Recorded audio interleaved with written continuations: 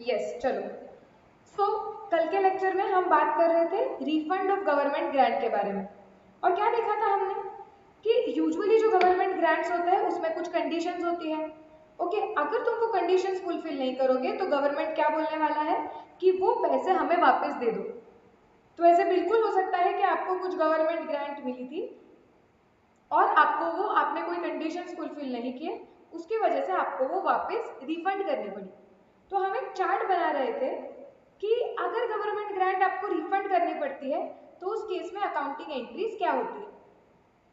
उसमें से हमने बोला था, मैंने आपको बताया था कि जो गवर्नमेंट ग्रांट है उसकी अकाउंटिंग जो एंट्री होती है कि जब गवर्नमेंट ग्रांट रिफंड करते हैं उसकी एंट्री जो होती है वो एक्चुअली डिपेंड करती है कि जब ग्रांट मिली थी आप लोगों को तब आपने अकाउंटिंग क्या किया था। उसके बेसिस पे, जब ग्रांट मिली थी तब क्या अकाउंटिंग हुआ था, उसके बेसिस पे ये डिसाइड होगा कि ग्रांट जब रिफंड की जाएगी तो अकाउंटिंग क्या होगा।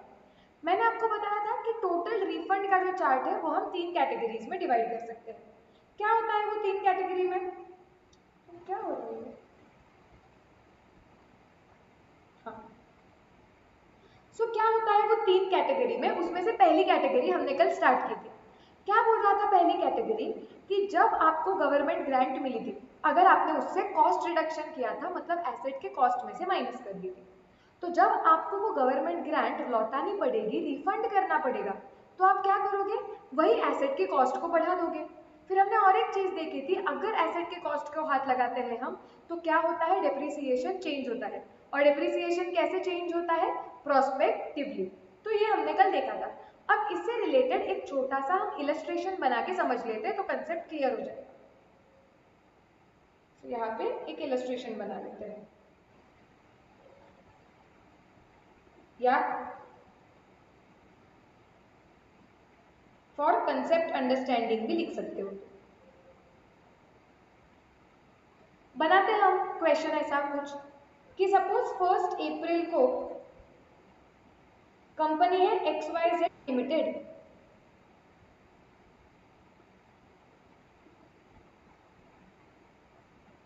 राइट।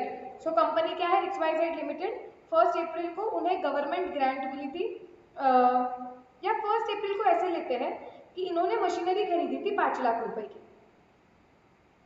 उसके बाद 10 अप्रैल को इन्हें गवर्नमेंट ग्रांट मिली थी 2 लाख की।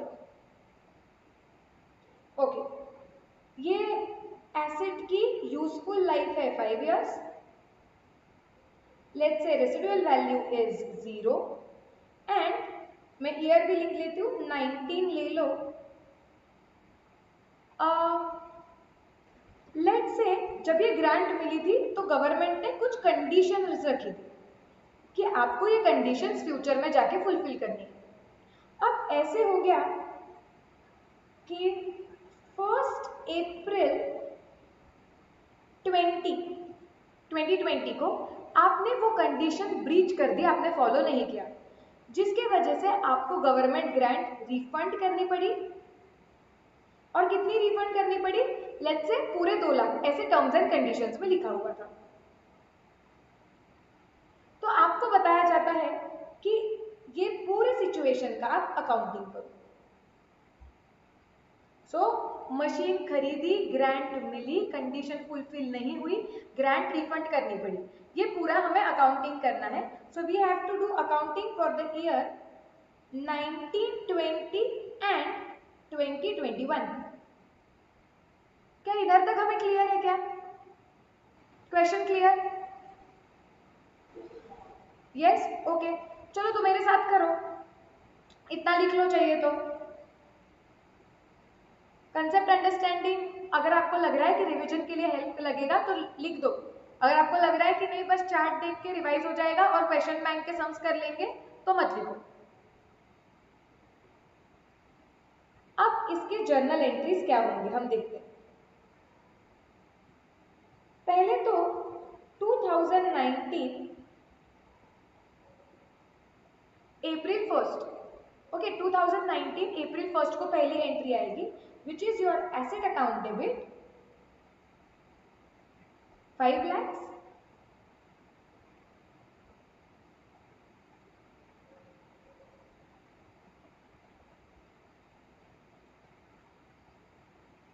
अकाउंट 5 लाख।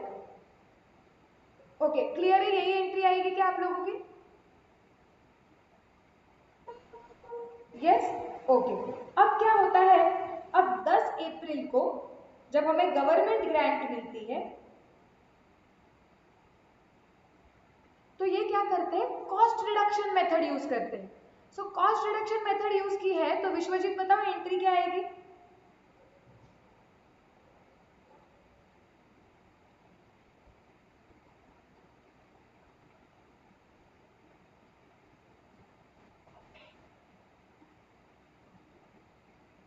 क्या एंट्री आएगी?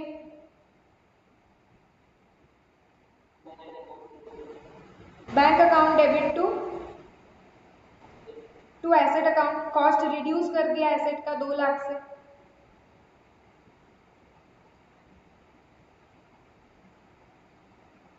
ओके, अब ईयर 1920 में और कुछ एंट्री मारना जरूरी है क्या?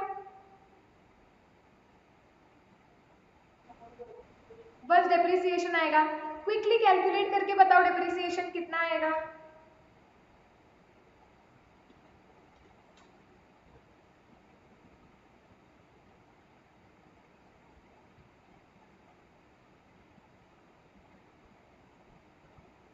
क्विक, मुझे फटाफट आंसर चाहिए। माइक्स ऑन रखो या चैट में लिखो, आंसर्स दो।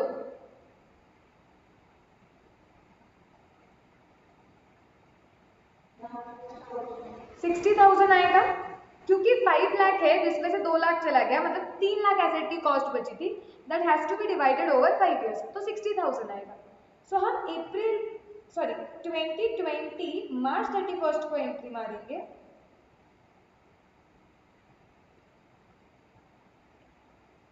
Depreciation account debit 60,000 to asset account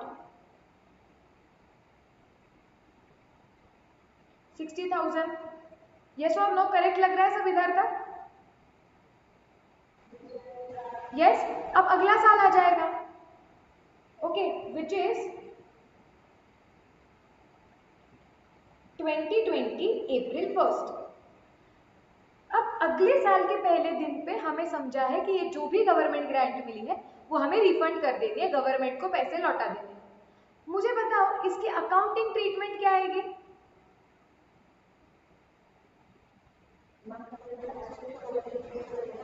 पहले तो एसेट का कॉस्ट इंक्रीज करेंगे क्योंकि मैम जब ग्रांट मिली थी तो एसेट की कॉस्ट कम कर दी, तो अभी जब ग्रांट लौटानी पड़ रही है मतलब एसेट की कॉस्ट तो कुछ कम नहीं हुई मैम, तो आप एसेट की कॉस्ट बढ़ा दो वापस से। सो हमारी एंट्री आएगी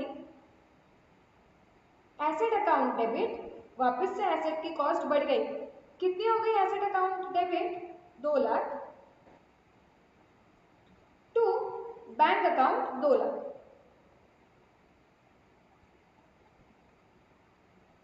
are we clear about this refund का एंट्री? यस। अब 2021 ईयर जब आपका खत्म होगा तो क्या हमें डेप्रिसिएशन लगाना पड़ेगा वापस से? यस, अब नया डेप्रिसिएशन कैलकुलेट करके बताओ, बिकॉज जब हम ये करते हैं कि ग्रांट रिफंड करते हैं तो एसेट की कॉस्ट बढ़ गई है, कॉस्ट चेंज हो गई मतलब डेप्रिसिएशन भी चेंज होगा लेकिन प्रोस्पेक्टिवली। तो अभी कितना डेप्रिसिएशन आएगा 2021 मार्च 31 बताओ?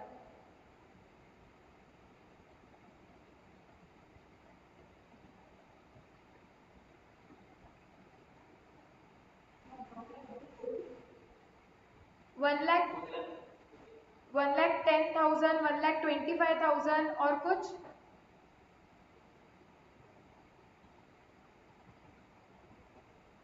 ओके, देखते हैं। पहले साल में तो 5 लाख की एसेट खरीदी थी। सिंपल एसेट अकाउंट को क्या क्या एंट्रीज गई है वो देख लो। 5 लाख डेबिट हुआ था, उसके बाद 2 लाख क्रेडिट हुआ था, माइनस 2 लाख। उसके बाद क्या हुआ था, डेप्रिसिएशन भी लगाया था हमने 60,000 का, सो माइनस 60,000।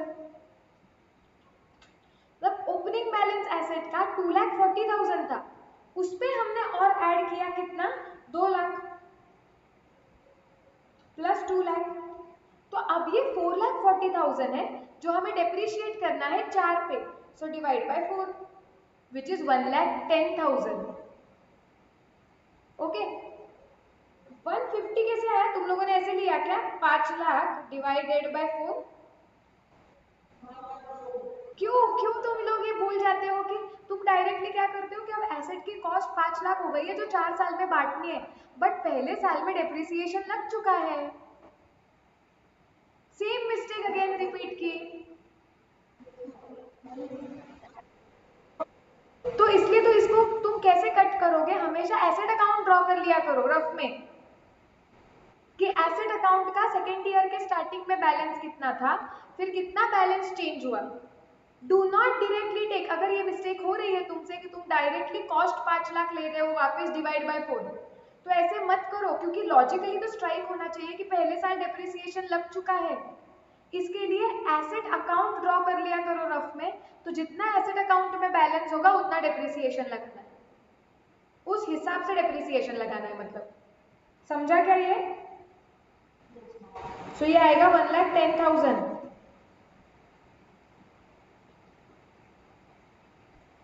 सो रिफंड का क्या होगा अकाउंटिंग?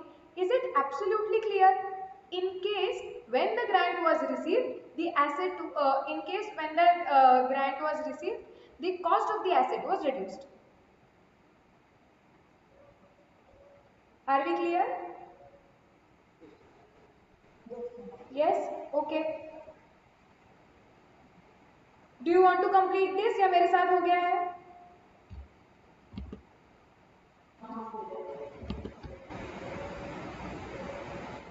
सबका हो गया? मैं आगे जाऊं? Yes, let's go ahead. That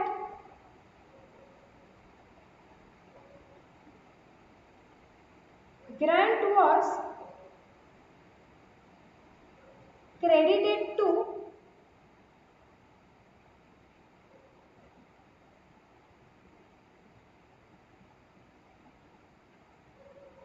deferred income account.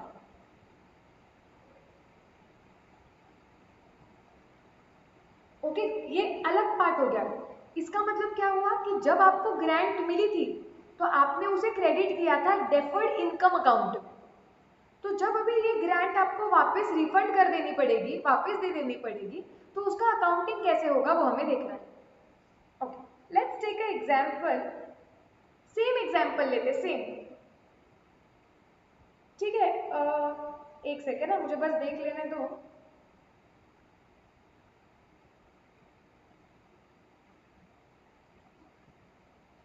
हाँ ठीक है, we can use the same example. So let's use the same example. Asset 5 lakh की, ग्रांट 2 लाख की, 5 ईयर की लाइफ, जीरो रेसिडुअल वैल्यू, सब डेट्स वगैरह सब same, let it be exactly the same. सिर्फ डिफरेंस ये है कि जब ग्रांट मिली थी तो कॉस्ट रिडक्शन मेथड यूज नहीं हुआ था, हमने डेफर्ड इनकम में डाला। ठीक है, चलो तो अकाउंटिंग चेंज करते हैं। पहली एंट्री में कुछ बदल आएगा क्या अगर मेथड नंबर 2 यूज कर रहे हैं? So will there be any change in the first entry?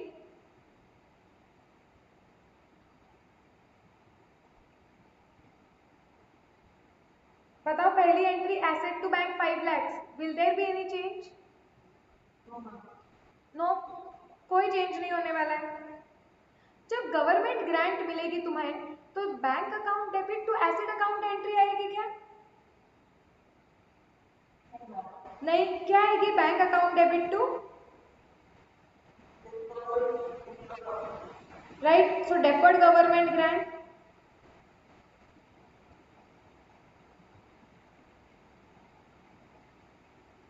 क्या ये क्लियर है? यस। अब जब पहला साल खत्म होगा तो डेप्रिसिएशन कितना लगेगा? Depreciation account debit to asset account 60,000 होगा क्या वो? नहीं, फिर कितना होगा?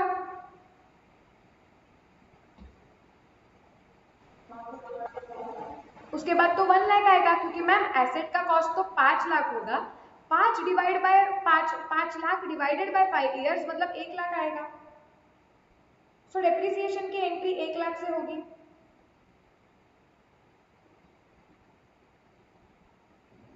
क्या ईयर नंबर 1 में और कोई एंट्री आएगी क्या?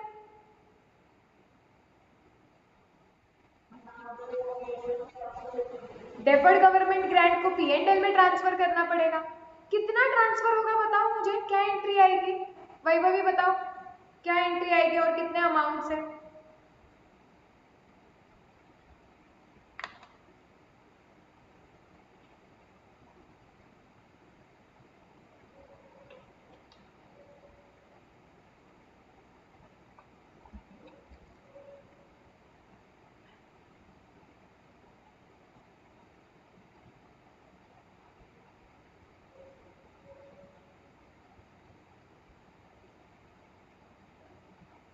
वैभवी एंट्री बताओ जल्दी, क्या आएगी और अमाउंट क्या आएगा?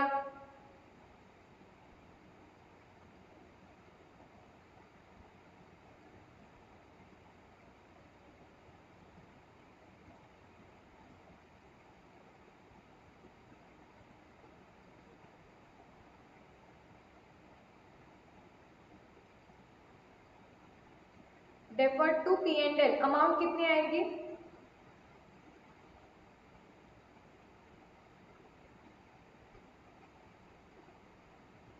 Deferred government grant to P&L 40,000। कैसे निकाला? एसेट का कॉस्ट अगर 5 साल पे इक्वली बढ़ रहा है तो ये 2 लाख भी 5 साल पे इक्वली बांटने पड़ेंगे, विच इज 40,000।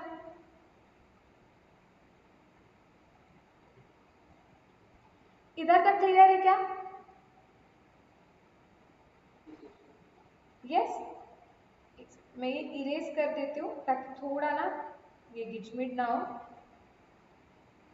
और अगले साल का रिफंड का एंट्री क्या होगा मैं बताती हूँ।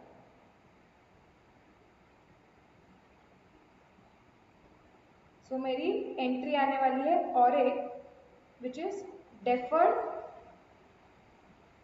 Government grant to P&L account which is 40,000।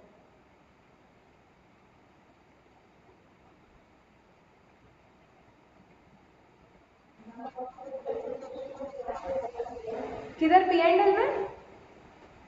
नहीं नहीं, अभी सिर्फ वो एंट्री तो आनी ही है, मुझे मेन कंसेप्ट पे फोकस करना है। सो वो P&L टू डेप्रिसिएशन इग्नोर कर लिया है मैंने अभी। हाँ, अब फोकस हाई रखो, जब पहला साल खत्म होगा तो ये देखो कि सिचुएशन क्या दिखेगी। पहला साल खत्म होने पे मेरा एसेट अकाउंट ऐसे कुछ दिखेगा, 5 लाख, 1 लाख का डेप्रिसिएशन,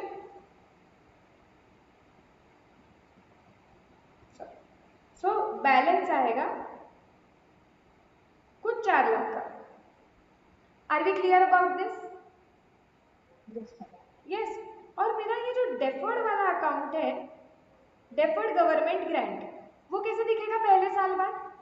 2 लाख रुपए तो इधर क्रेडिट किए गए थे इनिशियली, उसके बाद जब हमने अभी P&L में ट्रांसफर किए तो कितने ट्रांसफर किए? 40,000। ओके, तो यहाँ पे बैलेंस कितना बचता है? 1,60,000। फर्स्ट ईयर के बाद ये हमारा स्टेटस है, यस और नो? यस। अब ये पहला साल खत्म हो गया, सेकेंड ईयर स्टार्ट हो गया। सेकेंड ईयर में बैलेंस ब्रॉट डाउन कर लेंगे, यहाँ पे 4 लाख, यहाँ पे 1,60,000। अब मुद्दा ऐसे आ रहा है कि सेकेंड ईयर के फर्स्ट डे पे हमें 2 लाख रुपए रिफंड करने हैं। अब तुम ही बताओ कि मैंने अकाउंटिंग एंट्री इसकी क्या मारनी चाहिए? एसेट का कॉस्ट बढ़ना चाहिए क्या जब ये रिफंड करेंगे 2 लाख? कॉस्ट तो बढ़ना ही नहीं चाहिए, क्योंकि मैम जब मिला था तो कॉस्ट कम ही नहीं किया था, तो अभी तो कॉस्ट नहीं बढ़ सकता है। तो क्या करेंगे? लॉजिकल क्या लग रहा है तुम्हें? जब तुम ये रिफंड करते हो तो तुमने क्या करना चाहिए?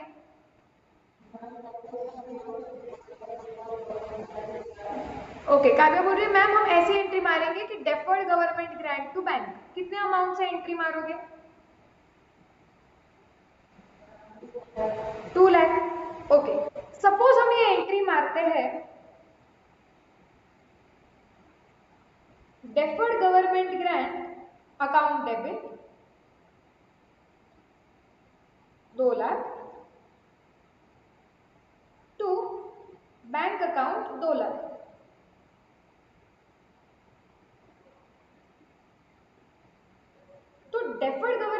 ग्रांट को डेबिट आ जाएगा 2 लाख का और उसे कुछ डेबिट बैलेंस आ जाएगा 40,000 का।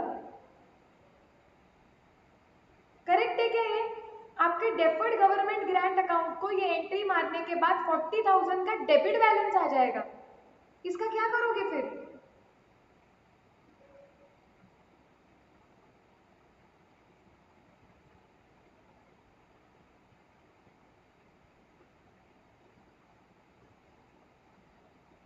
बताओ क्या करोगे? आना चाहिए कैसे debit balance deferred government grant को? नहीं। तो what do you suggest? Doesn't it logically seem correct कि देखो हमें 2 लाख की ग्रांट मिली हुई थी, ठीक है, उसमें से डेफर्ड गवर्नमेंट ग्रांट में कितनी बची है? 1,60,000 की। क्या हम बोल रहे हैं कि 1,60,000 की अभी भी हमारे पास गवर्नमेंट ग्रांट है जो हमने ये अकाउंट में पार्क की है, जो हम हल्लू हल्लू P&L में ट्रांसफर करेंगे। अब अगर ये ग्रांट रिफंड हो गई है तो क्या डेफर्ड गवर्नमेंट ग्रांट में कुछ भी बैलेंस रहना चाहिए क्या? नहीं रहना चाहिए, क्योंकि डेफर्ड गवर्नमेंट ग्रांट अकाउंट क्या बोलता है कि यहाँ पे इतने हमारे पास गवर्नमेंट से आई हुई मदद है जो ये अकाउंट में हमने डाली है, जो हम P&L में डालेंगे। हम बोलेंगे काहे की मदद, तुम्हें वो रिफंड देना पड़ा, अब गवर्नमेंट से कोई मदद तुम्हारे पास बची नहीं है, तो इसका मतलब डेफर्ड में जो भी बचा हुआ है 1,60,000 हमें वो तो कैंसिल करना पड़ेगा। तो हमारी ऐसी एंट्री आएगी कि deferred government grant account debit 1,60,000। लेकिन मैम रिफंड तो 2 लाख का किया है ना, तो रिफंड 2 लाख का किया है तो वो 40,000 का और कहाँ पे जाएगा? प्लीज अंडरस्टैंड, हम पिछले साल क्या कर चुके हैं, इफ यू कैन सी, कि हम पिछले साल डेफर्ड गवर्नमेंट ग्रांट में से 40,000 P&L में डाल चुके हैं। यस और नो? यस। तो अभी हम क्या करेंगे, हम बोलेंगे कि जब हम रिफंड कर रहे हैं गवर्नमेंट ग्रांट, तो जो डेफर्ड गवर्नमेंट ग्रांट में जो बैलेंस पड़ा हुआ है एक तो वो कैंसिल कर दो, क्योंकि अभी वो तो कुछ P&L को जाएगा नहीं, because there is no income. और जो ऑलरेडी P&L में ट्रांसफर हो चुका है कि अरे हाँ ये हमारी इनकम है या फिर ये कॉस्ट को काटने वाला पैसा है, अब वो इस साल P&L में डाल दो, वापस रिवर्स कर दो। क्योंकि पिछले साल आपने दिखाया था कि हाँ हाँ, पिछले साल तुम्हारा कैसे दिख रहा होगा, अगर तुम पिछले साल का P&L देखोगे तो तुम्हारा डेप्रिसिएशन दिख रहा था 1 लाख का और तुम्हारा 40,000 का डेफर्ड गवर्नमेंट ग्रांट से आया हुआ था। नेट इम्पैक्ट पिछले साल तुम्हारे P&L में 60,000 का दिख रहा था। लेकिन पिछले साल जो ऑलरेडी तुम ये 40,000 डेफर्ड इनकम से ट्रांसफर कर चुके हो, जो ये कॉस्ट को काटता है, एक्चुअली वो अभी कॉस्ट को काटने के लिए अवेलेबल था ही नहीं, क्योंकि आपने रिफंड कर दिया है। सो रिफंड कर दिया मतलब टेक्निकली उसने पिछले साल के कॉस्ट को काटा ही नहीं, बट पिछले साल के P&L को तो हाथ नहीं लगा सकते, तो इस साल के P&L में वो 40,000 डाल दो एक्स्ट्रा कॉस्ट करके। कहाँ से आया वो 40,000? कि भाई पिछले साल तुमने ये जो कॉस्ट को काटा 40,000 से, वो कुछ कॉस्ट को काट के नहीं हुआ, ये हमें कुछ गवर्नमेंट से मिला नहीं फायदा, क्योंकि हमको रिफंड करना पड़ा। तो अननेसेसरी जो पिछले साल में तुम्हारा इनकम करके रिकॉर्ड हुआ है वो कैंसिल करने के लिए तुम इस साल के P&L के डेबिट में डाल दो, क्योंकि पिछले साल तो पता ही नहीं था ना रिफंड होगा, तो पिछले साल के हिसाब से तो this picture is correct. However, today when I understand that I have to refund government grant, तो मैं क्या बोलूंगी कि वो डेफर्ड इनकम में जितनी भी गवर्नमेंट ग्रांट तुमने पार्क करके रखी है पहले तो वो कैंसिल करो, क्योंकि वो कुछ मिलने वाली है नहीं। और जो P&L में तुम डाल चुके हो तो तुम क्या करो, वो P&L में जो डाल चुके हो वो भी कैंसिल करो। Are we clear about this? Yes. तो देखो अभी अच्छी तरीके से कि चार्ट क्या बोलता है। चार्ट बोलता है कि अगर आपको जब गवर्नमेंट ग्रांट मिली थी आपने उसे डेफर्ड इनकम अकाउंट को क्रेडिट कर दिया था, राइट। तो उसके बाद रिफंड करते वक्त आपने क्या करना चाहिए, सबसे पहले सेट ऑफ या नॉक ऑफ लिख दो। सबसे पहले रिफंड करते वक्त knock off the balance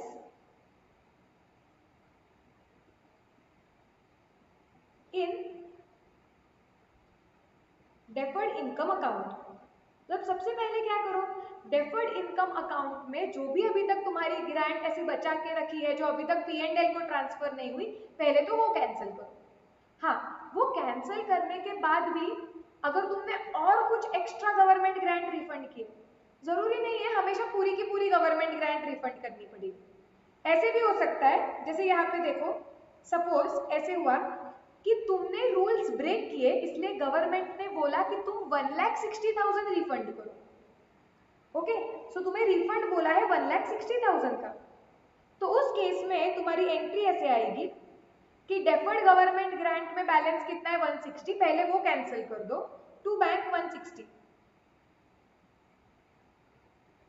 और जो पिछले साल P&L में गया हुआ है 40,000 करके, वो तो हमारा फायदा ही है क्योंकि वो रिफंड ही नहीं करना पड़ा, सिर्फ एक साथ रिफंड करना पड़ा। So it is not always necessary कि तुम्हें जितनी ग्रांट मिली है उतनी की उतनी रिफंड करनी पड़ेगी, तुम उससे कम भी रिफंड कर सकते हो। तो तुम जितना भी रिफंड करो गवर्नमेंट ग्रांट, सबसे पहले डेफर्ड इनकम अकाउंट में जो भी बैलेंस है वो हटा दो, क्योंकि वो गवर्नमेंट ग्रांट अभी भी वहां पे उतनी अमाउंट पड़ी है जो P&L को आगे जाके ट्रांसफर होने वाली थी। लेकिन इट इज बेटर कि आप पहले वो अकाउंट में से डाल दो, कैंसिल कर दो कि इतनी गवर्नमेंट ग्रांट कैंसिल हो गई तो तुम आगे ट्रांसफर ही मत करना। हाँ, डेफर्ड गवर्नमेंट ग्रांट अकाउंट में जितना बैलेंस था वो कैंसिल करके भी और एक्स्ट्रा तुम्हें क्या करना पड़ा, तुम्हें रिफंड करना पड़ा। जैसे इस केस में हुआ था, हमारे पहले वाले केस में, कि डेफर्ड गवर्नमेंट ग्रांट में बैलेंस था 1,60,000 का, लेकिन हमने रिफंड किया 2 लाख का। तो इसका मतलब जो तुमने नॉक ऑफ कर दिया डेफर्ड गवर्नमेंट ग्रांट 1,60 से, अब उसके ऊपर भी अगर तुम कुछ ये करते हो, रिफंड करते हो, इसका मतलब जो पहले P&L में जा चुका है तुम वो कैंसिल कर रहे हो। So that is why,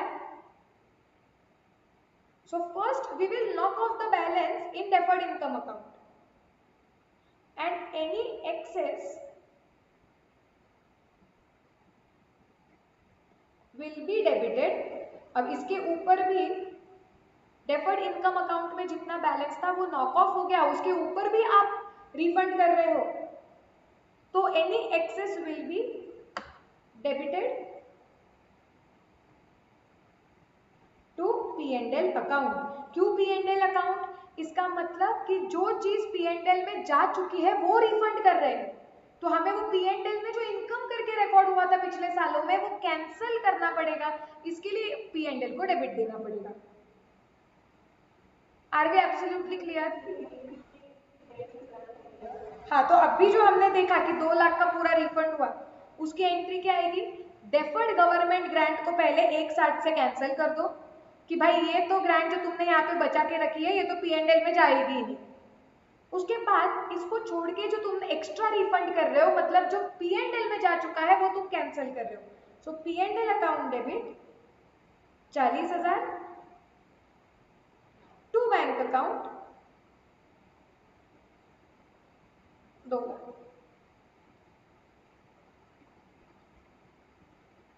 are we clear?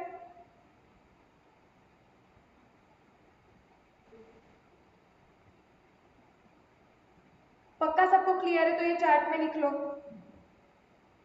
Illustration लिखना है क्या आप लोगों को?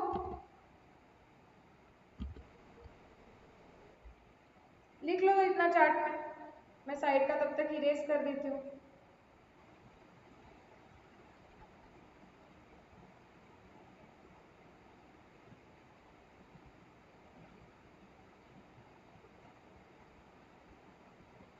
एक minute, let me quickly erase this.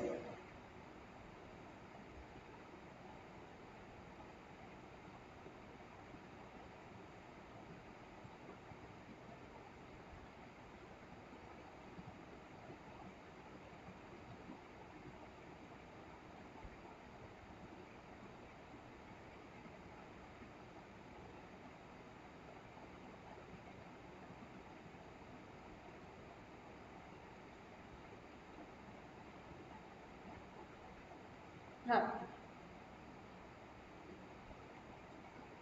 मैं किसी को भी नहीं दिख रही हूँ क्या? दिख रहा है ना? वैभवी आपका नेट चेक करो एक बार।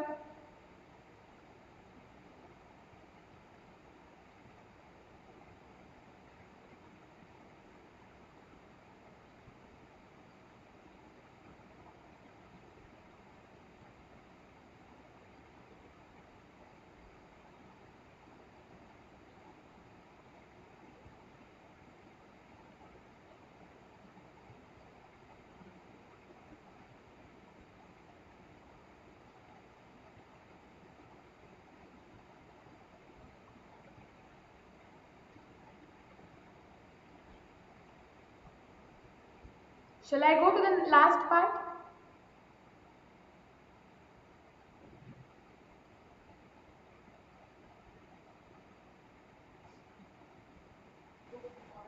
Yes?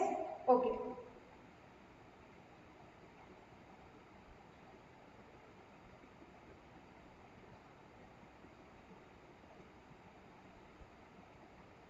फिर चार्ट के हमारे दो हिस्से थे। अब थर्ड पार्ट, अगर आपको देखो हमने क्या क्या देखा था, ग्रांट मिली तो हमने कॉस्ट कम किया था, तो रिफंड के वक्त कॉस्ट बढ़ाना है। फिर हमने देखा ग्रांट मिली तो डेफर्ड इनकम को डाला था, तो फिर क्या करना है।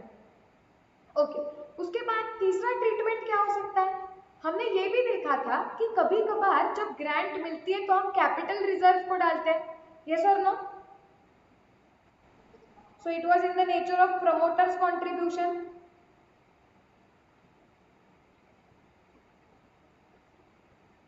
credited to capital reserve.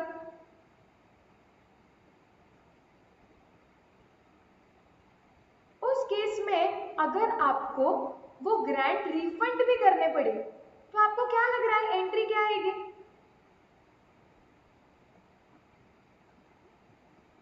जब ग्रांट मिली तो आपने एंट्री मारी bank account debit to capital reserve. अब क्या हो गया, अब वो ग्रांट आपको रिफंड कर देनी पड़ी तो क्या करोगे,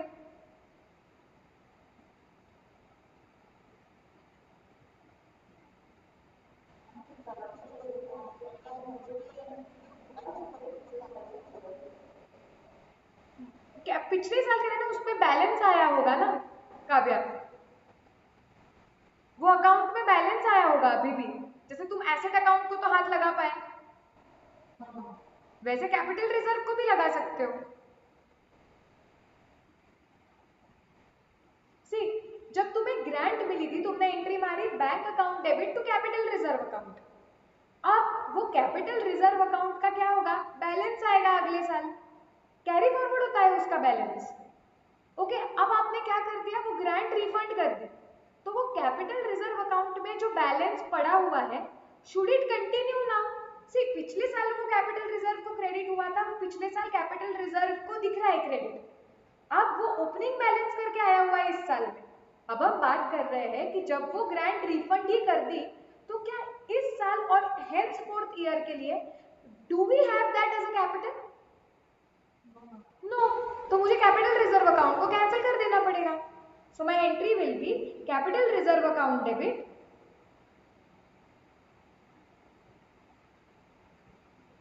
to bank account.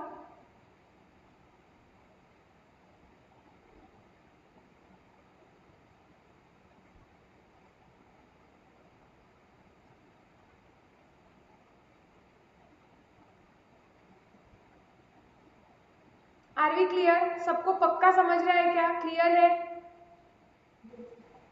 Yes. Chart complete हो गया है क्या, देख लो।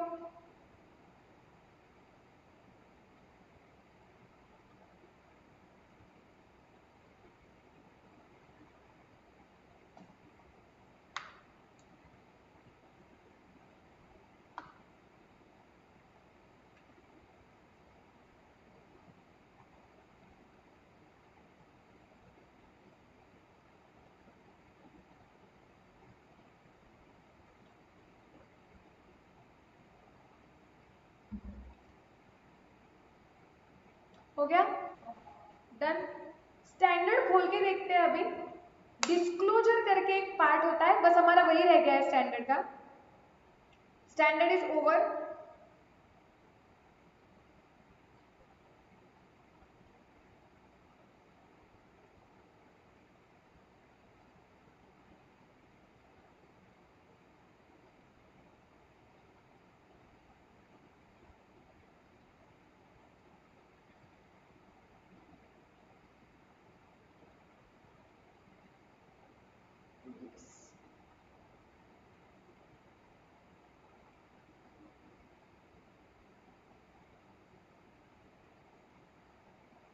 हाँ, जो हमारा रिफंड पार्ट था वो मैंने खत्म कर दिया है, हमारे इलस्ट्रेशन 5 6 बचे हैं, 7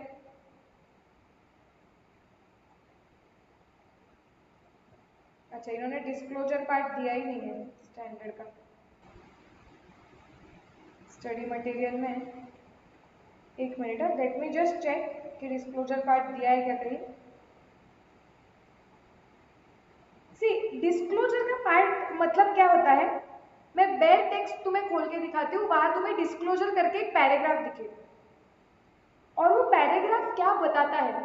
सी, अगर तुम अभी अच्छी तरीके से देखोगे तो स्टैंडर्ड में क्या क्या कवर हुआ, शांति से स्टडी मटेरियल देखो कि इंट्रोडक्शन, ये स्टैंडर्ड क्यों, मतलब ये स्टैंडर्ड किसके साथ डील करता है, फिर ये स्टैंडर्ड क्यों आया, स्टैंडर्ड के स्कोप में क्या है, उसके बाद गवर्नमेंट ग्रांट का मतलब क्या होता है, फिर रिकॉग्नाइज कब करना है, फिर अकाउंटिंग एंट्री, फिर different type of government grants and their accounting entry, फिर थोड़े इलस्ट्रेशंस, देन कौन सी ग्रांट कब कैसे मिली तो वो प्रेजेंट कैसे करनी है, and refund of government grant. अब इसे छोड़ के स्टैंडर्ड में और एक चीज होती है विच इज डिस्क्लोजर। इसका मतलब होता है कि स्टैंडर्ड आपको बोलता है कि गवर्नमेंट ग्रांट से रिलेटेड और कौन सी ऐसी इंफॉर्मेशन है जो आपको आपके फाइनेंशियल स्टेटमेंट्स में दिखानी पड़ेगी। मैम दिखानी पड़ेगी मतलब क्या, अभी अकाउंटिंग तो उन्होंने बोल दिया जितना अकाउंटिंग बोलेंगे उतना दिखाएंगे, नहीं। सी, अकाउंटिंग का मतलब होता है क्या आपके P&L बैलेंस शीट में आएगा। प्रेजेंटेशन का मतलब होता है under which heading will it be presented in P&L and balance sheet, and disclosure का मतलब होता है what additional information about the government grant you should give in the financial statements. Okay, जब कंपनी के फाइनेंशियल स्टेटमेंट्स बनते हैं, मतलब P&L बनता है, बैलेंस शीट बनता है, उसके नीचे बहुत सारे नोट्स बनते हैं, तो वो नोट्स में तुम्हें गवर्नमेंट ग्रांट के बारे में क्या एक्स्ट्रा इंफॉर्मेशन देनी चाहिए, उसे हम डिस्क्लोजर बोलते हैं, जो स्टैंडर्ड बताता है। अभी यहाँ पे स्टडी मटेरियल में वो पैराग्राफ दिया हुआ नहीं है, लेकिन अगर हम बेयर टेक्स्ट खोल के देखेंगे तो हमको दिखेगा। कुछ क्विकली चीजें बता देती हूँ मैं तुम्हें, प्रैक्टिकली जो तुम्हें पता होनी चाहिए। हम बेयर टेक्स्ट खोल के देखते हैं।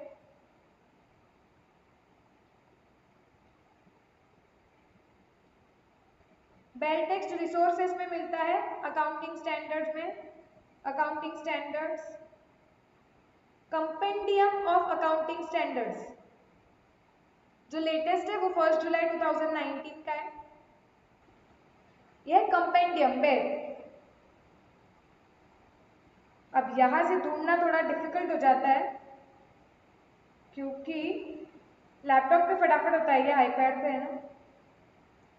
Page number 176, I don't know यहाँ से सर्च कैसे होता है,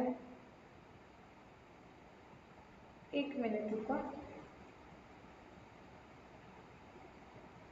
ऐसे करेंगे तो बहुत टाइम जाएगा।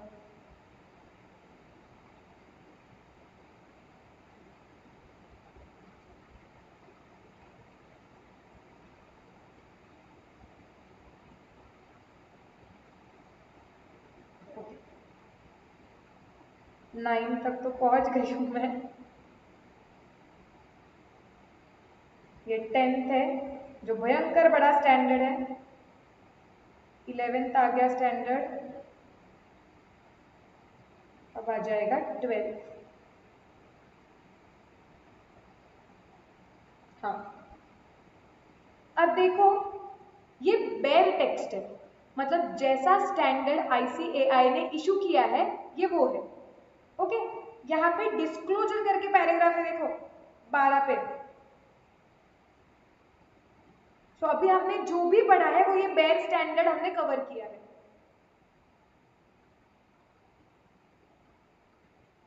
ये देखो डिस्क्लोजर,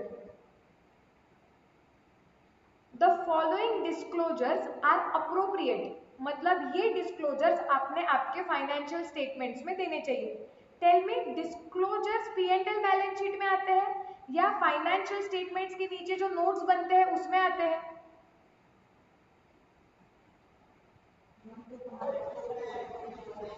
नोट्स बनते हैं उसमें आते हैं, करेक्ट। अब देखो यहाँ पे वो क्या बोल रहा है कि नोट्स में तुमने क्या लिखना चाहिए, the accounting policy adopted for government grants including the methods of presentation in financial statement.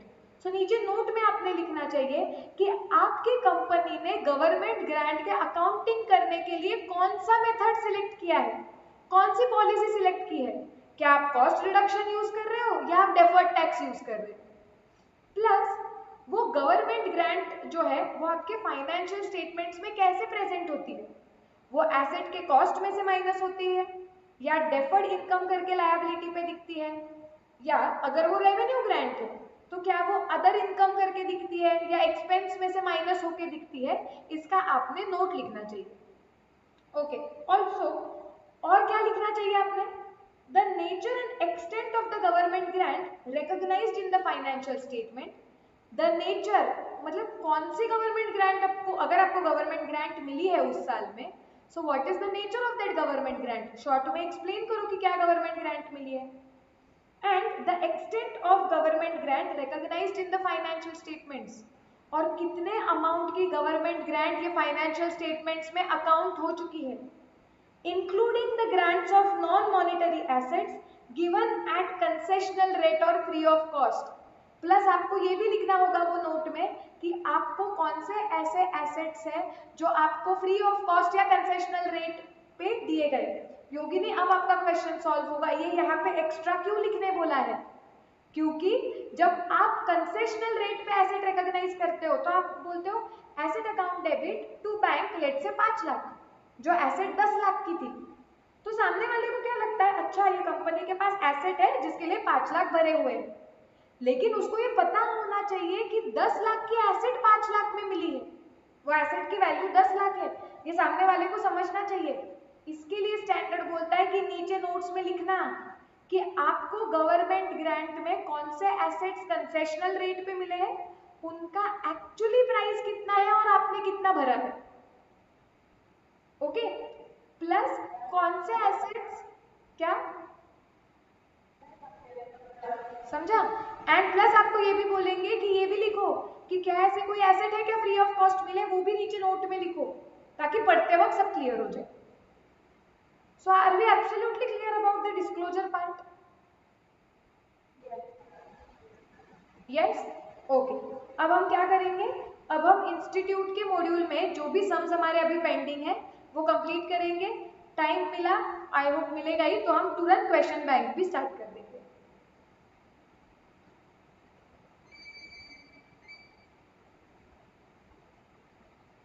आ जाओ मॉड्यूल पे। 4 तक हुआ था ना हमारा।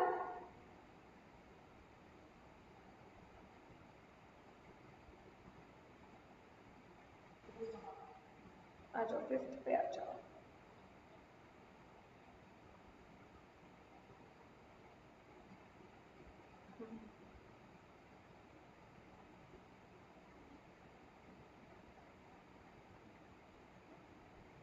क्वेश्चन पढ़ो। X limited purchased a fixed asset for 50 lakhs। ठीक है, गुड। सो परचेज की है 50 lakhs में, which has estimated useful life of 5 years, salvage value 5 lakhs. On the purchase of the asset, government granted it a grant of rupees 10 lakhs. बताया हुआ है कि जब ये ग्रांट मिली, this amount was reduced from the cost of the fixed asset. Now grant was considered as refundable in the end of the second year. जब second year खत्म हुआ तो ग्रांट रिफंडेबल हो गई, आपको रिफंड करना पड़ेगा to the extent of 7 lakh. तो जैसे सेकेंड ईयर कंप्लीट हुआ, towards the end of the second year आपको 10 लाख में से 7 लाख की गवर्नमेंट ग्रांट वापस देनी पड़ी। Pass journal entry for the refund of the grant as per the first method. आपको बोला गया है फर्स्ट मेथड वगैरह जाने दो, क्वेश्चन पढ़ के आपको क्या समझ रहा है, रिफंड के दिन पे रिफंड की एंट्री क्या आएगी, क्विकली नोटबुक में लिखो, मैं किसी को भी पूछूंगी।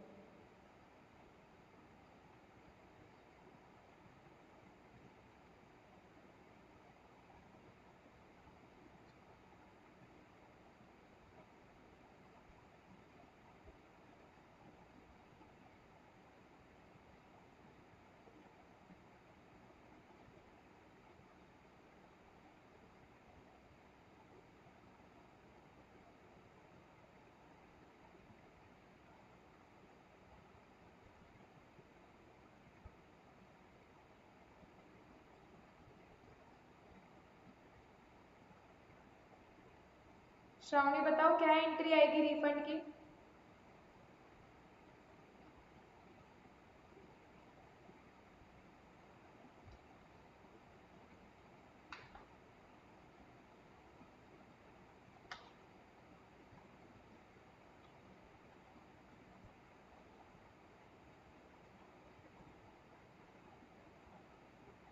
योगिनी, रिफंड की entry?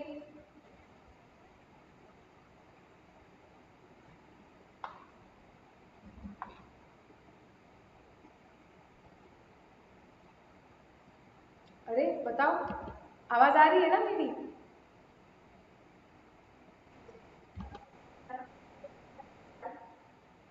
Bank to government grant, ये क्या एंट्री हुई? बैंक में पैसे आ रहे हैं क्या?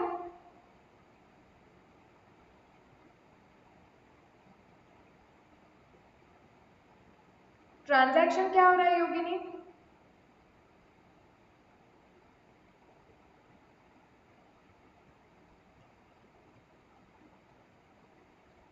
रिफंड कर रहे हो ना? तो बैंक में पैसे आएंगे या बैंक में से पैसे जाएंगे? विश्वजीत क्या एंट्री आएगी?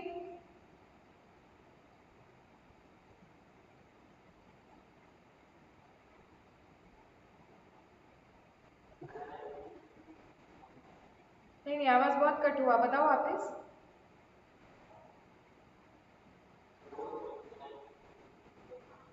गवर्नमेंट ग्रांट टू बैंक, ये गवर्नमेंट ग्रांट कौन सा अकाउंट है?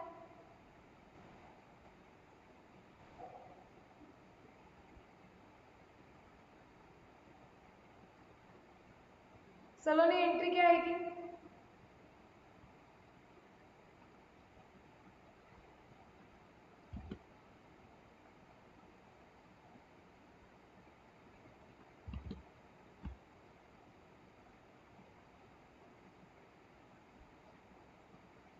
अरे कोई तो बता, करेक्ट एंट्री क्या आएगी? एसेट का वैल्यू फिर से इंक्रीज करना पड़ेगा, तो क्या एंट्री आएगी?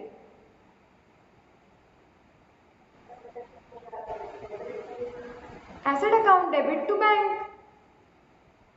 इधर सिंपल क्या बोला था कि जब हमने वहां भी देखो, जब ग्रांट मिली थी तो एसेट का कॉस्ट कम किया था, the amount was reduced from the cost of the asset. तो अभी जब रिफंड करेंगे तो एसेट का कॉस्ट बढ़ा देंगे ना। बैंक में से पैसे चले जाएंगे bank personal account, credit the giver, तो बैंक को क्रेडिट होगा। और बैंक में से ये जो पैसे जा रहे हैं वो कहाँ पे जाएंगे?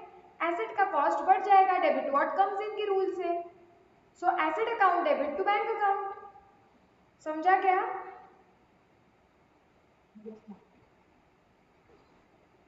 यस, क्यों विश्वजीत ऐसी एंट्री आई?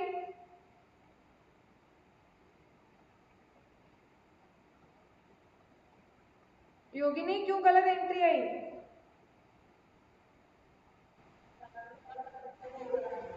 क्या कंफ्यूजन हो रहा है बताओ मुझे।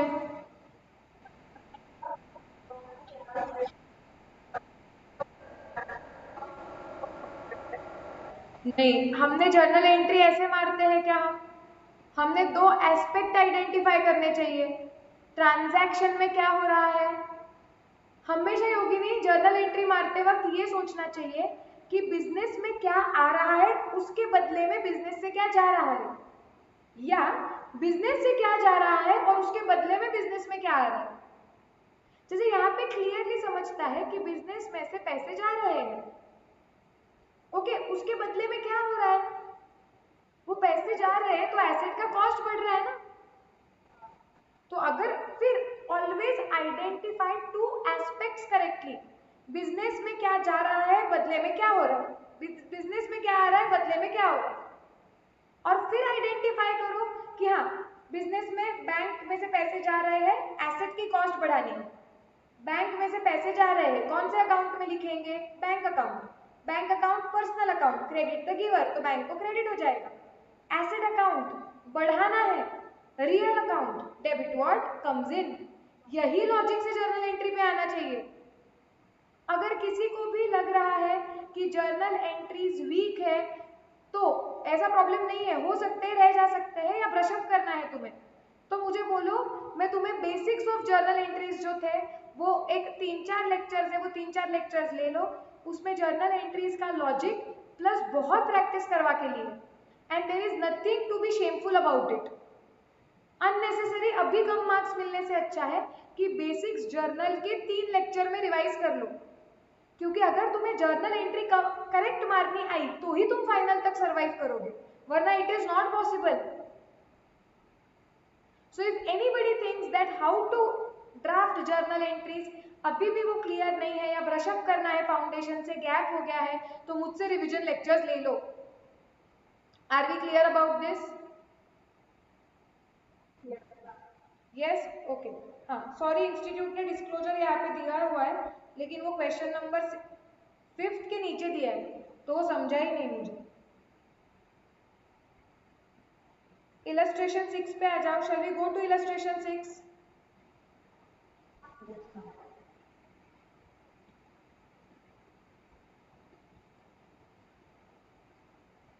Okay. A fixed asset is purchased for 20 lakhs। ठीक है, एसेट खरीदी है 20 लाख में। Government grant received towards it is 8 lakhs। Okay. Residual value is 4 lakhs and useful life is 4 years. Assume depreciation on the basis of straight line method. Asset is shown in the balance sheet net of grant. Net of grant का मतलब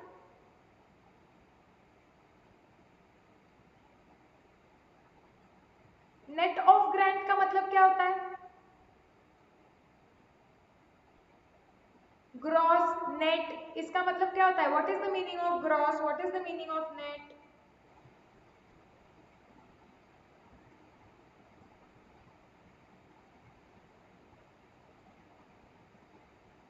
कोई बताएगा क्या फटाफट? बचपन में की हुई चीजें है ये।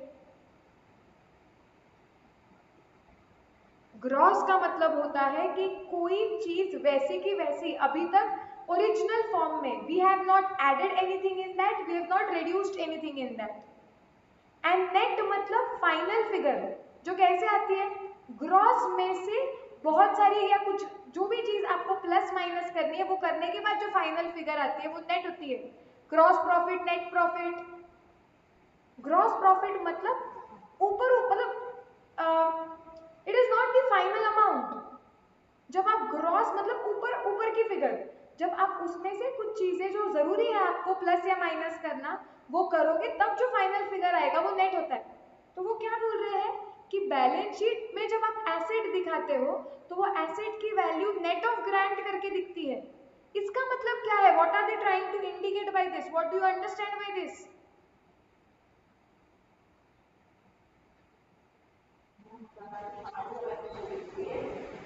नहीं, सॉरी, वापस बताओ।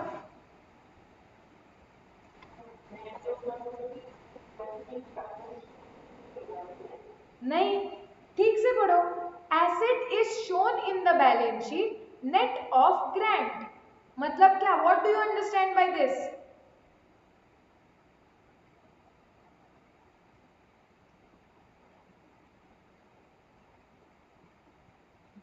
गाइस, अकाउंट्स में मैं फाउंडेशन से तुम्हें बोलते आ रही हूँ कि क्वेश्चन को समझना ये सबसे ज्यादा इंपॉर्टेंट होता है।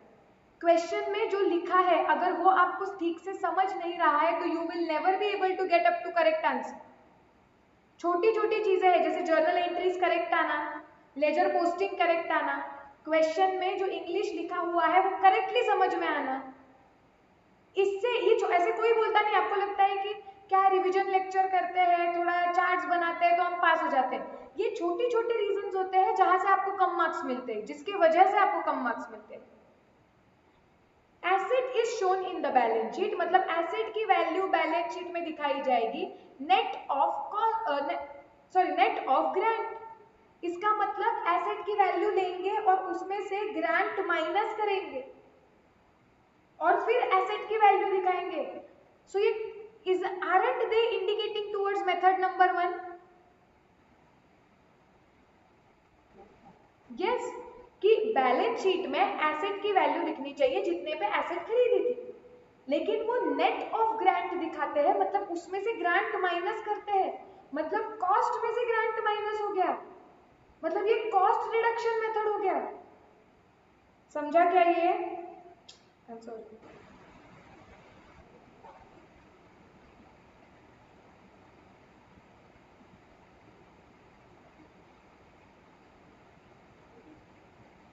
So this is cost reduction method.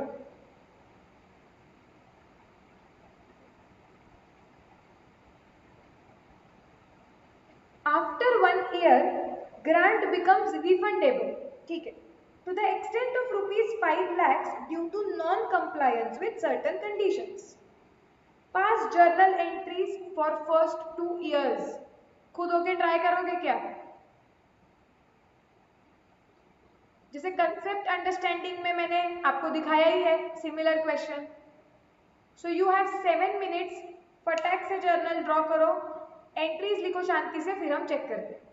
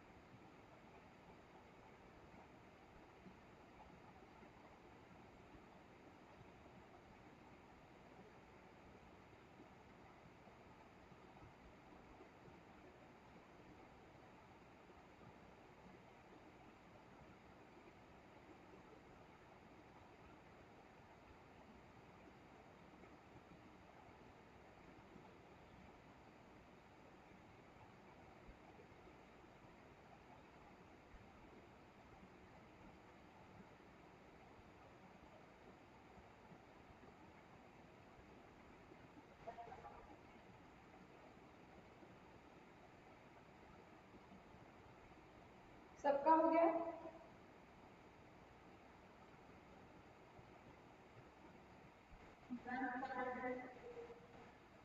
ले लो, 2 मिनट और ले लो।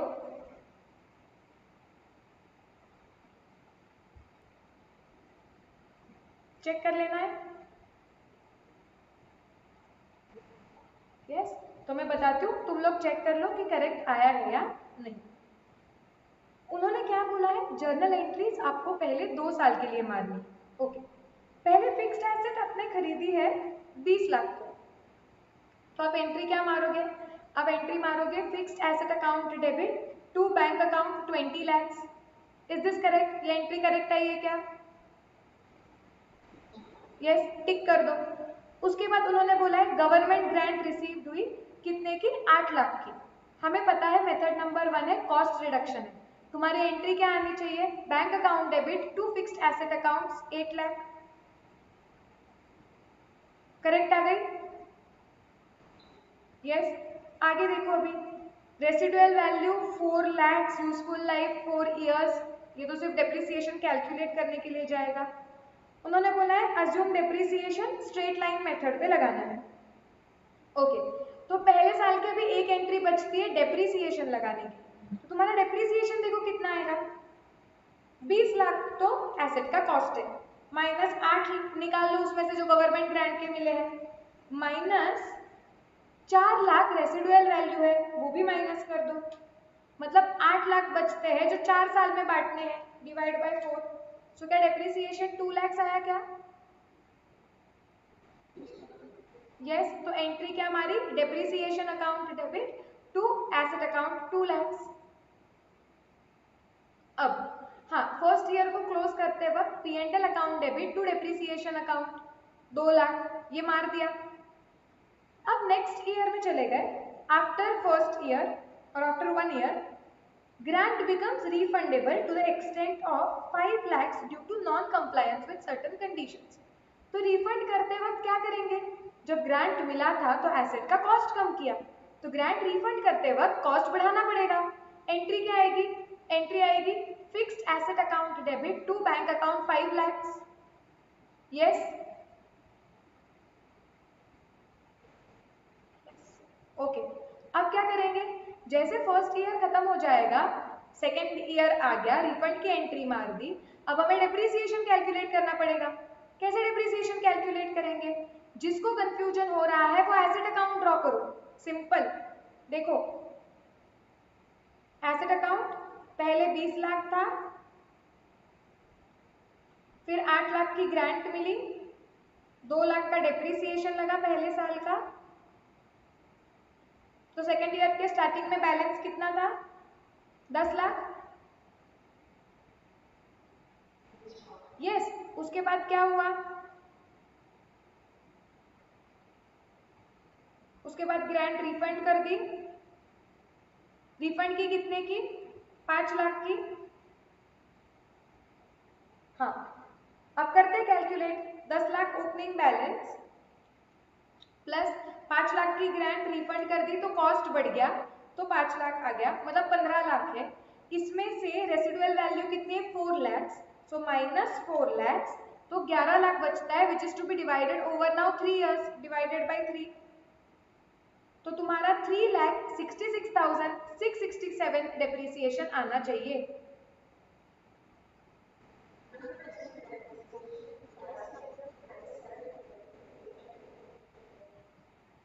हाँ, तो वो, हाँ एसएलएम कर रहे हैं तो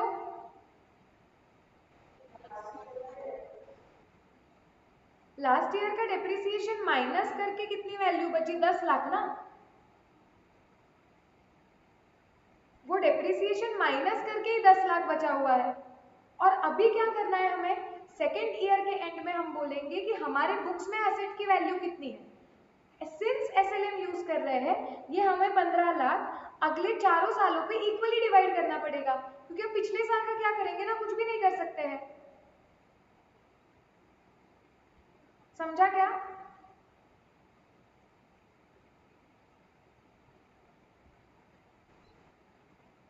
यस, कुछ भी डाउट लग रहा है क्या अभी दिमाग में तो पूछो, कोई दिक्कत नहीं है, गलत मत पढ़ो। Any doubt? पक्का क्लियर? अब लास्ट ईयर में तुमने सेकेंड ईयर में क्या किया होगा, जो डेप्रिसिएशन लगाया है वो P&L में जाएगा, P&L account debit to depreciation.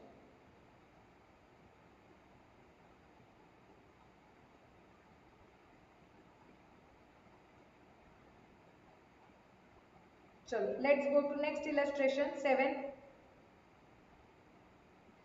On 1st April 2014 क्या हुआ है देखो, ABC Limited received government grant of rupees 300 lakhs, okay, for acquisition of machinery costing rupees 1500 lakhs, ठीक है। The grant was credited to the cost of the asset. The life of the machinery is 5 years and the machinery is depreciated at 20% on WDV basis, ठीक है। The company had to refund the grant in May 2017 due to non-fulfillment of certain conditions.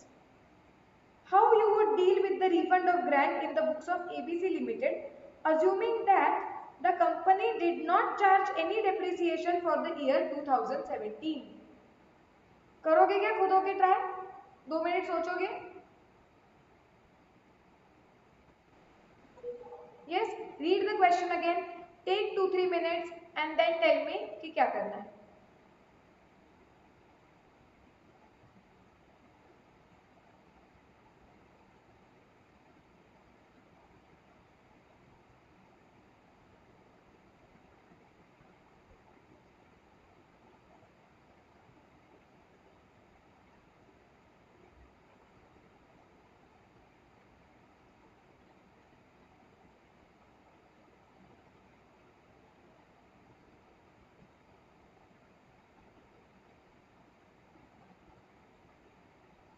इस question में और एक चीज add करो,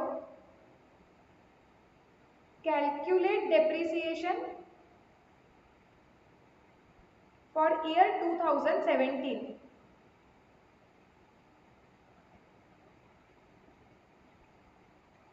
अब ये सॉल्व करो, शांति से सोचो, सॉल्व करो। ओके, तुम्हारे पास 5 मिनट है, फिर हम चेक करेंगे। जो प्रिंसिपल सीखे हैं वो अप्लाई करो।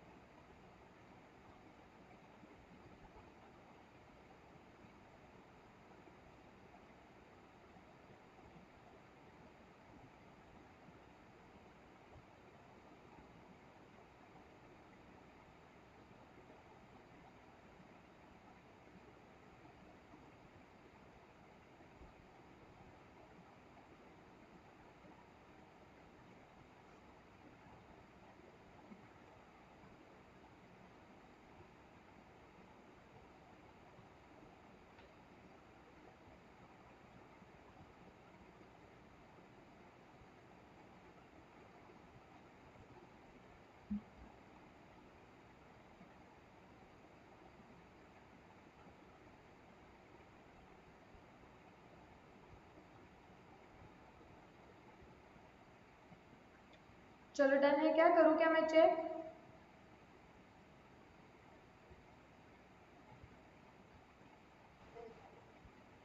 Yes, okay.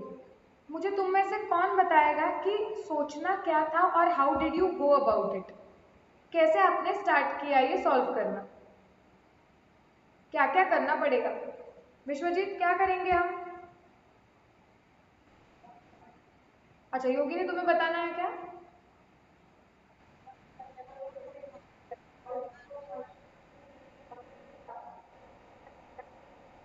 हाँ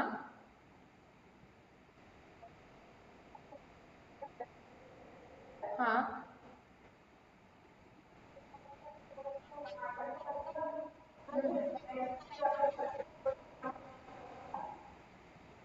हाँ हाँ, उसके बाद इतना ही किया? गया तो गया, ओके, करना, ट्राई करना, जो भी सीखना है ना। अच्छा, लेकिन फिर भी ट्राई करना, मतलब जितना भी समझ रहा है ना, कभी भी क्वेश्चन आधे छोड़ो मत, वो आदत थोड़ी एंड करो। ट्राई करो कि जितना समझ रहा है एग्जाम में तुम जो बेस्ट कंडीशन में लिखोगे वैसे लिखना है। अब सबसे पहले तो उन्होंने क्वेश्चन में क्या पूछा है वो देखो। उन्होंने बोला है कि how would you deal with the refund of the grant in the books of ABC limited assuming that the company did not charge any depreciation for the year 2017। Okay, simple सी बात उन्होंने बोली है कि जब ग्रांट आप refund कर दोगे तो उसकी अकाउंटिंग एंट्री आप क्या मारोगे। Now isn't it this part very simple कि जब ग्रांट मिली थी तो हमने एसेट का कॉस्ट कम कर दिया था, तो जब हम ग्रांट रिफंड कर देंगे तो हमें एसेट की कॉस्ट बढ़ा देनी पड़ेगी, यस और नो। ओके, अब उन्होंने बताया नहीं है कि कितनी अमाउंट रिफंड की, तो मैं अज्यूम कर रही हूँ जितनी ग्रांट मिली उतनी रिफंड हुई। तो मई 17 में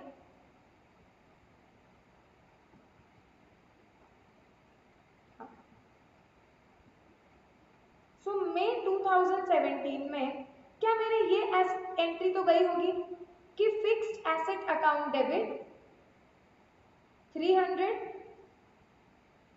टू बैंक अकाउंट 300। क्या ये रुपीज इन लैक्स? ओके, वो फिक्स्ड एसेट की जगह पे तुम मशीनरी भी लिख सकते हो, हमें पता है एसेट का नाम, सो मशीनरी अकाउंट। ओके, ये क्लियर है क्या? ये समझने में कुछ डाउट आ रहा है क्या? नहीं, ये तो क्लियर है कि मई 17 में ये एंट्री होने वाली है। अब क्वेश्चन में मैंने और एक चीज ऐड कर दी कि मई 17 में आप कितना डिप्रिसिएशन लगाओगे वो कैलकुलेट करो।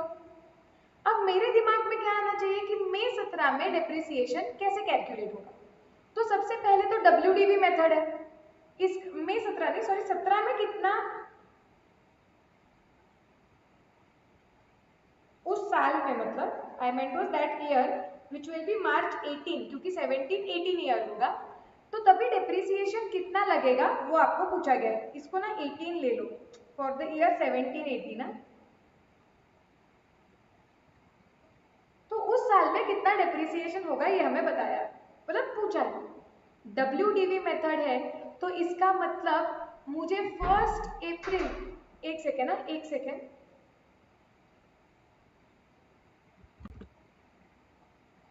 स्क्रीन विजिबल है ना वापस से?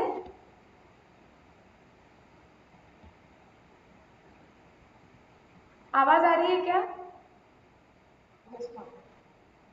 Yes, okay. तो हम बात कर रहे थे कि हमें मार्च 2018 का अगर डेप्रिसिएशन निकालना है तो WDV मेथड है, तो सबसे पहले 1 अप्रैल 2017 को वो एसेट की WDV कितनी थी वो नहीं लगेगी क्या हमें? आप कैसे कैलकुलेट करोगे मार्च 18 का डेप्रिसिएशन? सबसे पहले मुझे चाहिए होगा कि अप्रैल 17 को वो मशीनरी की WDV कितनी है, और उसके बेसिस पे फिर हम आगे कैलकुलेशन करेंगे, यस और नो? यस, तो हम यहाँ पे वर्किंग नोट बना सकते हैं कि WDV। अब देखो क्वेश्चन तुम देखोगे तो वो मशीनरी कब खरीदी है? 1 अप्रैल 2014 में, और कितने की खरीदी है? 1500 लैक्स। तो यहाँ पे अप्रैल 14 में दिख रहा था 1500, करेक्ट। अब इसमें से क्या हो गया आगे? नहीं नहीं नहीं, पहले गवर्नमेंट ग्रांट मिला होगा, करेक्ट। हाँ, तो वो पहले माइनस होगा 300, उसके बाद डेप लगेगा फॉर द ईयर 14 15, कितना लगेगा डेप्रिसिएशन? 20%। ओके, मतलब कितना कैलकुलेट करोगे आप? 1200 इंटू 20%। यस, तो यहाँ पे आएगा क्योंकि ये निगेटिव फिगर थी, तो यहाँ पे आएगा -240। तो मतलब वैल्यू कितनी हो गई? 1500 माइनस 300 माइनस 240 विच इज 960। अब डेप्थ कौन से साल का लगेगा? 15-16, वापस 20% पे लगेगा, लेकिन 960 के वैल्यू पे लगेगा, इंटू 20%, मतलब 192। लेकिन कब रिफंड किया है? 17 में रिफंड किया है ना, तो 15-16 में कैसे एंट्री आएगी? हाँ, बाद में किया है ना, तो 15-16 में तो सिर्फ डिप्रिसिएशन की एंट्री आएगी। सो 960 में से हम माइनस कर देंगे 192, तो मतलब यहाँ पे आएगा 768।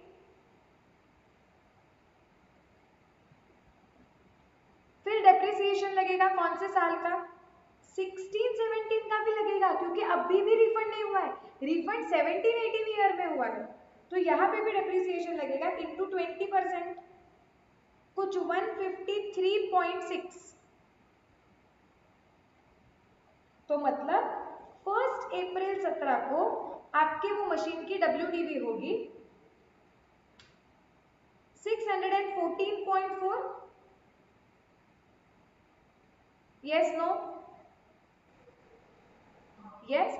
अब क्या होगा, मई में हम जब रिफंड करेंगे तो हम ये एसेट की कॉस्ट वापस 300 से बढ़ा देंगे, तो इसकी WDV अब नई क्या हो जाएगी? 614.4 plus 300 which is 914.4। And now based on this value debt will be calculated for 17-18। कितना होगा वो? into 20%, that is 182.88।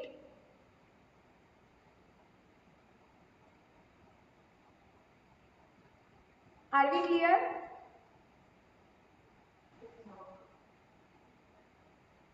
तो उन्होंने क्या बोला था कि रिफंड का ट्रीटमेंट कैसे होगा, तो हमने वो एंट्री मार दी कि मई महीने में कॉस्ट बढ़ जाएगी, बैंक में से पैसे चले जाएंगे, और हमने कैलकुलेट किया कि डेप्रिसिएशन कैसे लगेगा ऐसे। हाँ बताओ, अब क्या डाउट है? हाँ राइट, अगर हम मेथड नंबर 1 यूज कर रहे हैं तो जो यहाँ पे क्वेश्चन में बोला गया था स्पेसिफिकली।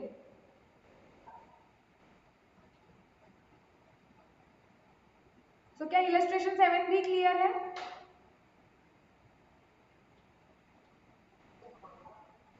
Yes, okay. इलस्ट्रेशन 8 पढ़ते हैं। क्या बोला है देखो, A limited purchased a machinery for 40 lakhs, ठीक है, यूजफुल लाइफ 4 years है, एंड रेसिडुअल वैल्यू 8 लाख रुपए है बोल रहे हैं, ठीक है। Government grant received is 16 lakhs, okay.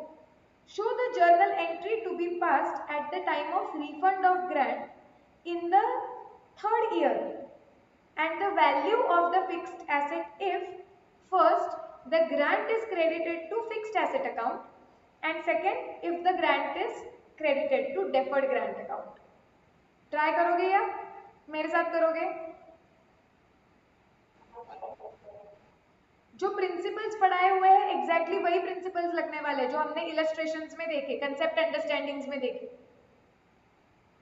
So take 5 minutes, शांति से सोचो, नोटबुक में सॉल्व करो, then we will discuss.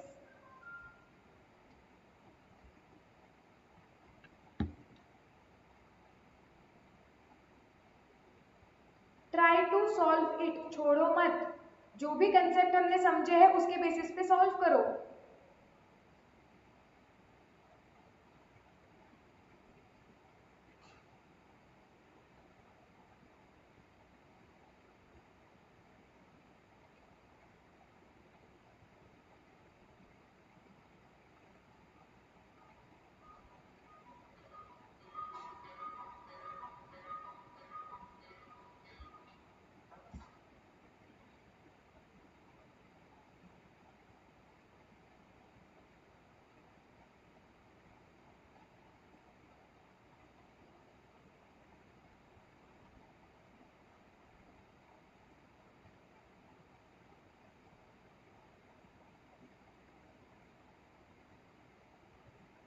Direction मिल रहा है कैसे सॉल्व करना है?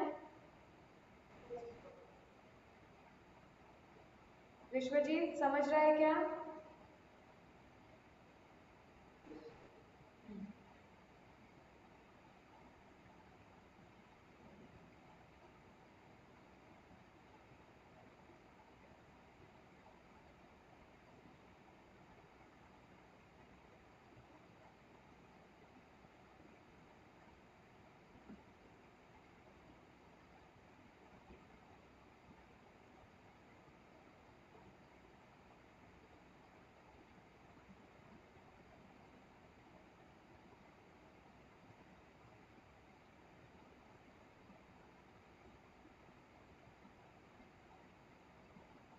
करना है क्या चेक?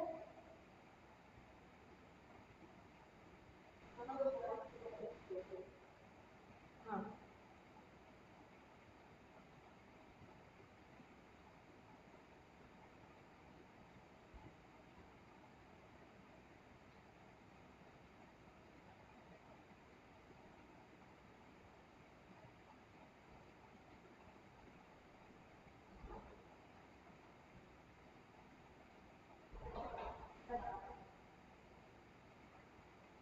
सबका हो गया या और थोड़ा टाइम चाहिए?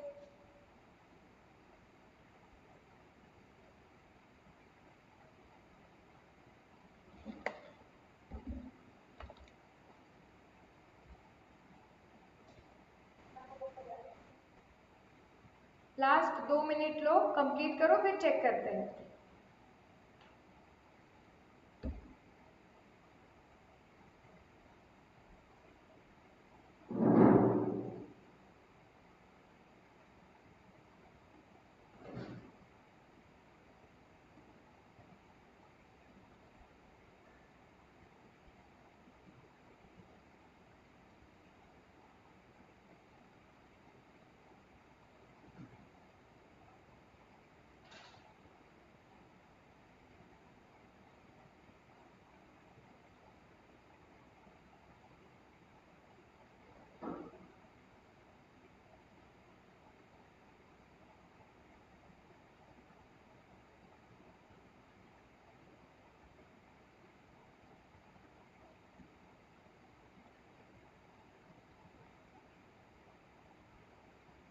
ओके, करना है अभी चेक? यस। जो भी नोटबुक में अभी सॉल्व किया है वो एक बार देखो कि तुमने करेक्ट किया है क्या। जहां भी गलतियां हो रही है रेड पेन से मार्क करो। A limited purchase the machinery for 40 lakhs, ठीक है, कॉस्ट मुझे पता है 40 lakhs का है। यूजफुल लाइफ है 4 साल, वो भी मुझे पता है। रेसिडुअल वैल्यू 8 lakhs है, ठीक है। गवर्नमेंट ग्रांट रिसीव्ड है 16 लाख। अब क्या बोल रहे हैं? Show journal entry to be passed at the time of refund of the grant. Grant को रिफंड करते वक्त आप क्या एंट्री मारोगे? जब ग्रांट 3rd ईयर में रिफंड हो रहा है। And the value of the fixed asset, और फिक्स्ड एसेट की वैल्यू भी निकालनी, ठीक है। पहला केस है कि ग्रांट जब मिला था तो वो क्रेडिट किया गया था फिक्स्ड एसेट को, मतलब कॉस्ट रिडक्शन हुआ था। तो उस केस में क्या होगा? एकदम से सिंपल है पहला पार्ट तो क्वेश्चन का, कि जब ग्रांट 3rd ईयर में रिफंड होगा तो एंट्री क्या होगी? एकदम सिंपल है, एसेट की कॉस्ट बढ़ानी पड़ेगी। एंट्री आएगी हमारी machinery account debit to bank account, that is 16 lakhs। ये क्लियर है? यस, ये तो एकदम सिंपल था। सेकेंड पार्ट उन्होंने क्या पूछा है क्वेश्चन का? Show journal entries to be passed at the time of refund of the grant in the 3rd year end the value of the fixed asset.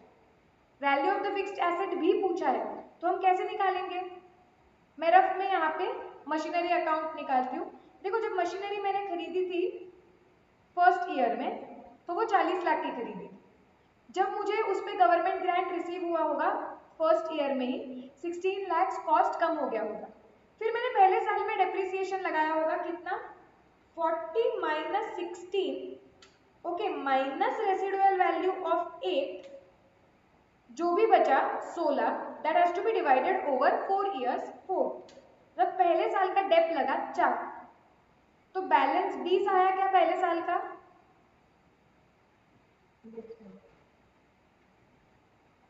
Yes, no? Yes. Second year में क्या हुआ होगा? ये 20 balance आया होगा। फिर second year में कुछ भी नहीं हुआ है, तो सेकेंड ईयर में नॉर्मल डेप्रिसिएशन लगा होगा वापस 4 का, तो बैलेंस 16 आया होगा।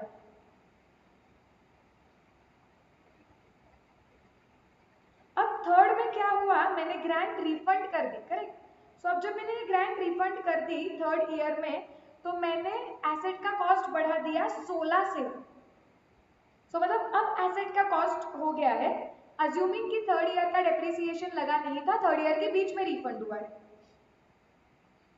तो फिर 3rd ईयर में 16 प्लस 16 वो एसेट की वैल्यू हो गई 32, और 3rd ईयर के एंड में फिर डेप्रिसिएशन लगेगा। कितना डेप्रिसिएशन लगेगा? अब ये जो 32 एसेट की कॉस्ट मानी जाएगी, जिसमें से माइनस किया जाएगा रेसिडुअल वैल्यू कितने का, 8 का, सो -8 मतलब 24 बचा। ये 24 हमें डिवाइड करना है कौन से ईयर पे, year number 3 and year number 4। सो मतलब ये 24 डिवाइड करना है 2 साल में, डिवाइड बाई 2। थर्ड ईयर का डिप्रिसिएशन आपका 12 आएगा और थर्ड ईयर के एंड में आपका बैलेंस कितना आने वाला है, 20। क्या ये क्लियर है या कुछ मैंने फास्ट बोला, कैलकुलेशन नहीं समझा?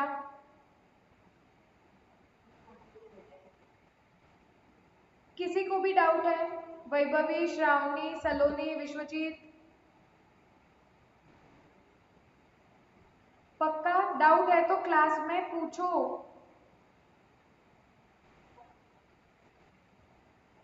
ओके, तो अभी ये मैं इरेज कर देती हूँ।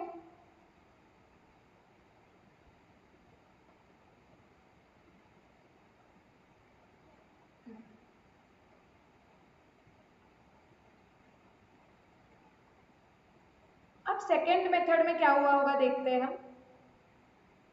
सेकेंड मेथड में देखो, मैं यहाँ पे इसलिए ड्रॉ कर रही हूँ क्योंकि क्वेश्चन के बाजू में इजी हो रहा है समझने के लिए।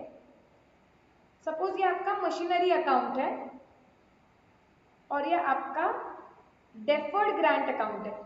अब सबसे पहले तो रिफंड के वक्त एंट्री क्या मारनी, इसके लिए पहले ये पता होना चाहिए कि डेफर्ड ग्रांट अकाउंट में कितना बैलेंस है, यस और नो? यस। इसके लिए हम क्या करेंगे, पहले पूरे अकाउंट्स ड्रॉ कर लेंगे थर्ड ईयर तक। तो पहले मशीनरी कितने की थी, 40 लाख की खरीदी होगी ईयर नंबर 1 में, और ईयर नंबर 1 में जब ग्रांट मिली थी कितने की, 16 लाख की, तो वो डीजी को क्रेडिट हुआ होगा, सॉरी,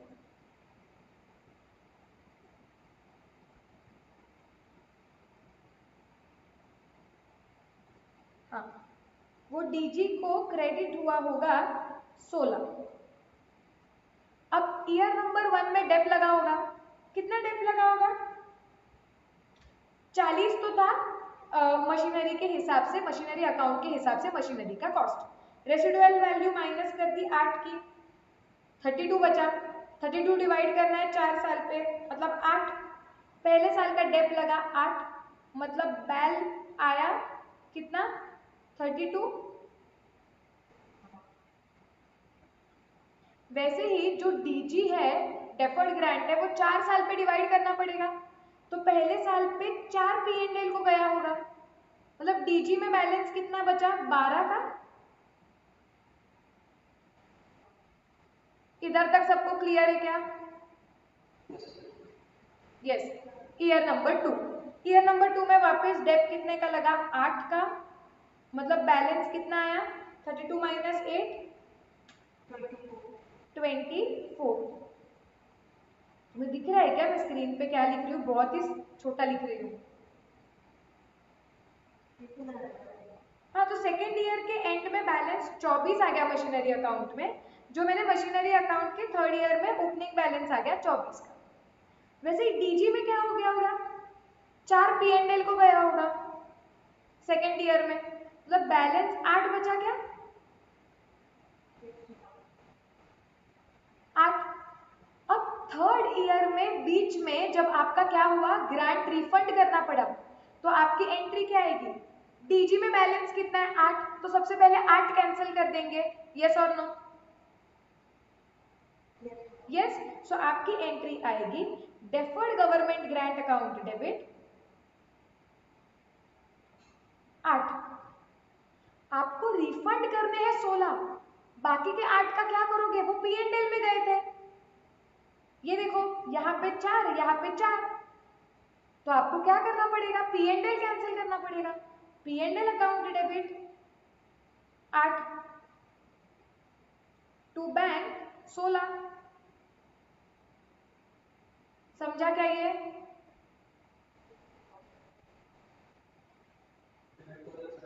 नहीं, ये वापस बताऊं मैं? हाँ, देखो हमने क्या बोला है कि जब भी गवर्नमेंट ग्रांट रिफंड होती है, ओके, और विश्वजीत हम डेफर्ड इनकम अकाउंट बनाते हैं, तो सबसे पहले रिफंड के समय तुम्हारे डेफर्ड गवर्नमेंट ग्रांट अकाउंट में जितना भी बैलेंस है उसको पहले हटा दो, क्योंकि अब वो गवर्नमेंट ग्रांट को वो अकाउंट में रख के कोई मतलब है क्या? वो अकाउंट में क्यों जमा करके रखा था कि इसको ना P&L में ट्रांसफर करेंगे। अब इसको काय का P&L में ट्रांसफर कर रहे हो? अब ये जो ग्रांट यहाँ पे जमा करके रखी है वो ग्रांट है ही नहीं, तो वो कैंसिल करनी पड़ेगी। इसके लिए डेफर्ड गवर्नमेंट ग्रांट अकाउंट में जितना भी बैलेंस था पहले वो कैंसिल कर दिया। So deferred government grant account debit 8, ये समझा? लेकिन रिफंड तो 16 करना है। तो हमारा चार्ट देखोगे तो डेफर्ड गवर्नमेंट ग्रांट अकाउंट का बैलेंस नॉक ऑफ करने के बाद अगर कुछ भी तुम एक्स्ट्रा रिफंड करते हो, मतलब 16 तुम वापस दे रहे हो जिसमें से 8 तो तुमने गवर्नमेंट ग्रांट में ही कैंसिल कर दिया, अब जो डेफर्ड गवर्नमेंट ग्रांट अकाउंट से अब जो एक्स्ट्रा 8 तुम रिफंड कर रहे हो उसका क्या करोगे? तो डोंट यू थिंक वो 8 कहाँ गए हैं? 16 में से 8 डेफर्ड गवर्नमेंट ग्रांट अकाउंट में पड़े हुए हैं, तो बाकी के 8 कहाँ गए? वो डेफर्ड गवर्नमेंट ग्रांट अकाउंट में से P&L को ट्रांसफर किए गए थे। ईयर नंबर 1 में 4, ईयर नंबर 2 में 4। यस, तो अभी वो जो P&L में जा चुके हैं उनको कैंसिल करना पड़ेगा, इसलिए P&L को डेबिट दे दिया। तो हमने वो स्टेप फॉलो कर क्या किए थे कि डेफर्ड गवर्नमेंट ग्रांट अकाउंट में जितना भी बैलेंस है पहले वो नॉक ऑफ करो, उसको छोड़ के भी एक्स्ट्रा अगर तुम और कुछ रिफंड कर रहे हो तो तुम्हें क्या करना पड़ेगा कि वो एक्स्ट्रा रिफंड कर रहे हो मतलब क्या? मतलब वो amount deferred government grant account में रही नहीं है। क्यों नहीं रही? क्योंकि वो P&L में डाली गई है, तो P&L में जो गया है वो कैंसिल कर दो।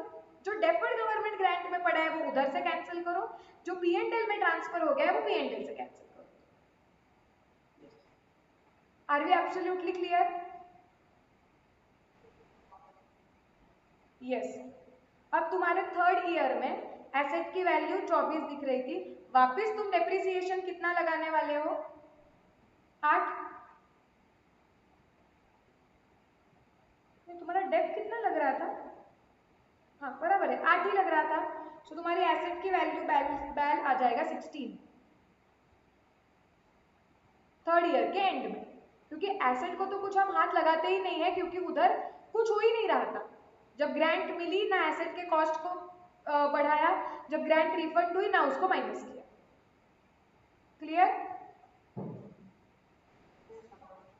ओके। सो ऐसे करके हमने तुम्हारा मॉड्यूल पूरा कवर कर लिया है।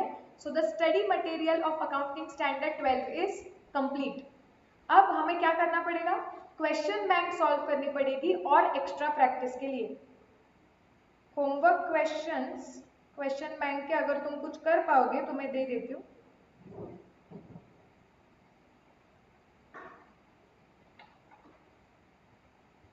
ग्रुप पे सर्कुलेट कर दूंगी क्वेश्चन बैंक, डोंट वरी।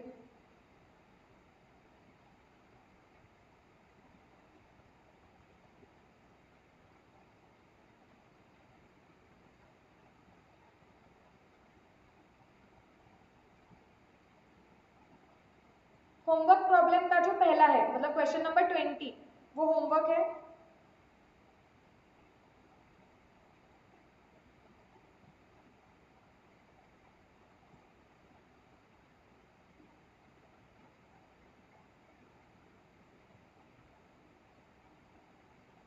और क्वेश्चन नंबर 21 भी होमवर्क है। कल ये डिस्कस करेंगे और फिर आगे सॉल्व करेंगे। So shall we stop for today? Yes, कल का लेक्चर अपलोड हो जाएगा तो वो भी देख लेना, तो और क्लियर हो जाएगा। और आज के सारे principles, concepts, illustrations revise and solve them again. बस रिवाइज तो चार्ट से करो और जो इलस्ट्रेशन सॉल्व किए वो फटाफट कैलकुलेटर पे वापस सॉल्व कर दो, तो इससे फिक्स हो जाएगा, एग्जाम के टाइम पे कम टाइम लगेगा रिविजन करने के लिए। हाँ योगिनी बोलो।